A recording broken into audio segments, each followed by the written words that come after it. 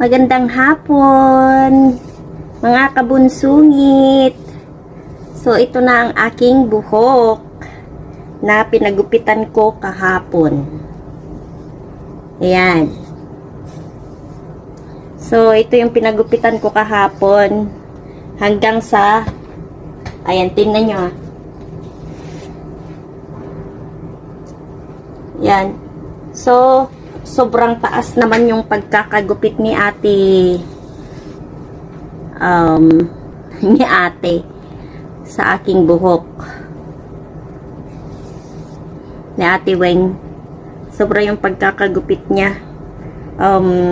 Pinantay niya dito sa yung humaba na ginupitan ko, yung pinaka maikli doon niya pinantay. So ayan, pinagupitan ko siya kahapon, June 15.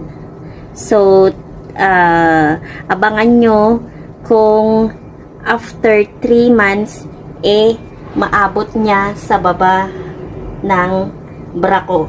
So, ito ang bra ko. Diba? Ang taas ng pagkaano niya. So, within 3 months, there ko kayo within 3 months sa haba na to. So, napaliguan ko na siya kanina. Bali, natuyo na siya. Pero dito sa ilalim pa, basa pa siya. Kasi makapal yung buhok ko. At malalaki ang hibla. Matataba yung hibla niya. Yun. So, diba? Okay naman yung pagkagupit. So, yung natanggal, yung nagupit, yung nabawas is yun yung rebonded na buhok. So ito original na to, hindi na siya rebond. Hindi na rebonded ang aking buhok dito sa taas. So parang nawala na yung pinarebond ko. So original na buhok ko na yan. O di ba? Tingnan niyo ang original kong buhok. Ganyan ang original kong buhok. Medyo curly siya, pero hindi naman masyadong curly. Ayan. So, ito na ang original kong buhok. At, yan. So, abangan nyo na lang sa mga susunod kong mga vlog kung anong magiging itsurahin niya. Ayan. Bagong gupit, bagong ligo. O, diba? So, today is the first day pa lang naman. Antayin nyo yung susunod na araw. Bagay ko ba ang maikli o yung mahaba? Sa tingin ko, bagay ko lahat. Syempre. Sarili ko eh. Ida-down ko ba? Charles. Yun.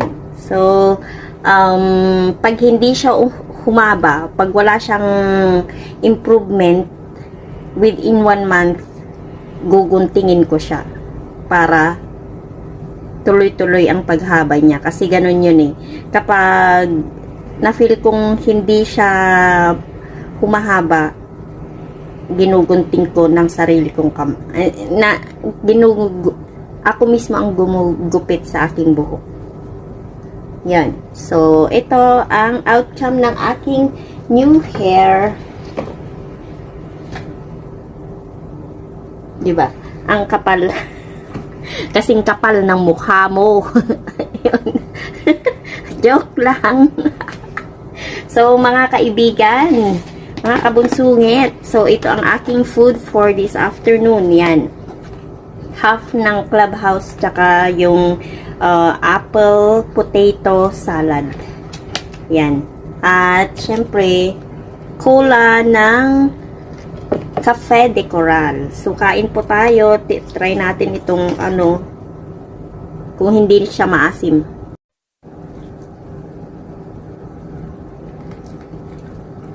Masarap. Red apple ang ginamit. Ang sinahog.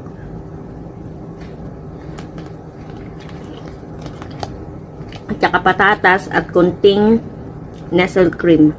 Wala siyang gatas. Wala kahit nestle cream lang. Patatas at saka apple.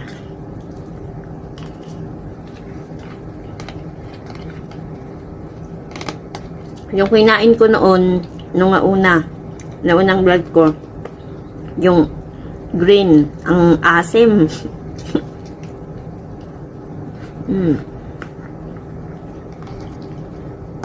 Yan. Shoutout nga pala sa aking asawa. Kain tayo.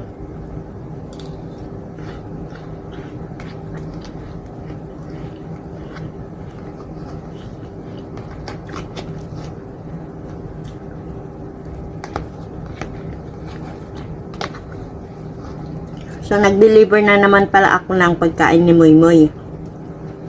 At nagpagupit din siya, o diba? Gaya-gaya.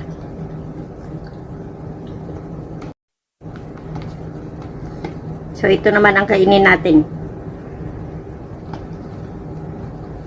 Ang Clubhouse. Hi. So, nahulog pa yung kamatis.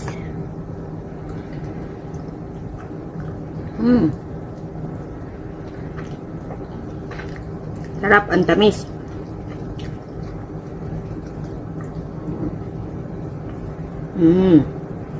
Kamatis, itlog, ham, yun, at mayonnaise, lettuce din na maliit, konti lang.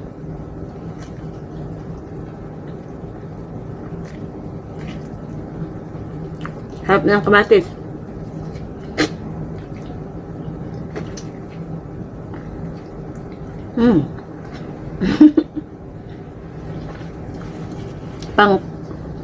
Pampakinis ng mukha. Alam niyo ba nung bata ako,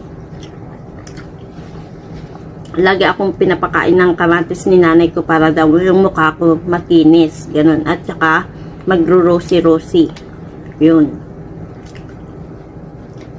So, yung mga tigidig, hindi mahilig sa kamatis yun. Peace. Tsaka, kami talaga is hindi tinitigawat. Siguro, nagkakaroon lang kami ng tigawat, mapababae, mapalalaki, kapag puyat, or kapag nagpuyat ng ilang beses, or kaming mga babae is nagkakaroon or puyat din, ganun lang. Pero hindi talaga kami tigyawatin. Ganun. Yung family namin hindi tigyawatin. Mga kuya ko, hindi ko nakitang may tigawat sila. Malilinis ang mga mukha ng mga kuya ko. Saka mga ate ko din. Ako minsan lang kapag puyat or meron ako ganun, magkakaroon ako, pero pa isa-isa lang, walang yung ang dami-dami, hindi. Tsaka yung ang cause daw yata is pag madumi ang dugo mo, yun, magkakaroon ka ng maraming ano sa mukha mo.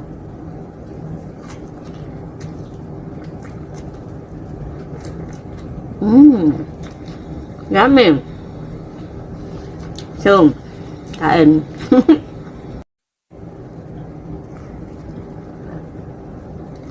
At saka sa ano din, sa jeans mo din, kung tigawatin yung lahi mo, makukuha mo din.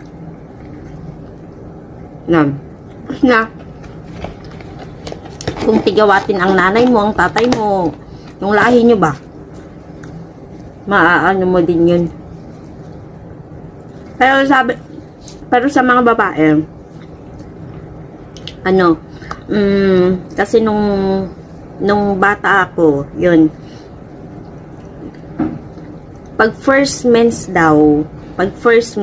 yung unang regla, lalabahan mo yung ano, yung panty mo. Syempre, pag wala ng dugo. Tapos yun ang ikuskus mo dito sa mukha mo para hindi siya tigawatin. Yun ang pamahiin. Tapos Yung iba naman, pag yung mga tigidig-tigidig na, wag mo lang pipiritin, pipisain, para hindi siya magbutas-butas. Hayaan mo lang siya dyan na gumaling. Tapos, yun, pangalawa yun. Tapos yung mga marami na talaga, ang gagawin mo lang daw is maghuhugas ka ng hugas bigas. Yun, ang iaano mo sa mukha mo para tumigil. Tapos na akong kumain.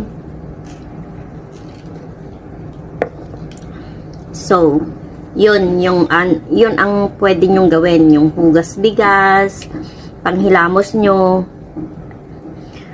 Pagkatapos, syempre, pagkatapos yung hugasan, edi anuhin nyo muna, pag-istayin nyo muna yung yung hugas niya ng mga siguro 10 minutes, ganun, bago nyo hugasan or sabunan ng favorite soap nyo, ganun. Mild soap lang ang gamitin sa mukha, any kind of mild soap, yun. Pero ang ginagamit ko sa mukha ko is yung Silka lang. Silka na papaya, yung orange. Yun. Hiyang ng aking mukha yun. Pag ibang sabon na magdra-dry at saka magpipimples ako. Yan. Tapos, yun. Ginamit ko rin yung hugas bigas. Ginagamit ko ang hugas bigas sa aking mukha. Ginagamit ko ang hugas bigas sa aking mukha. Tapos sa aking buhok. Kasi alam nyo ba, yung hugas bigas is pangpahaba din ng buhok at pangpa-tibay. Yon. So ang buhok ko is matibay siya at mabilis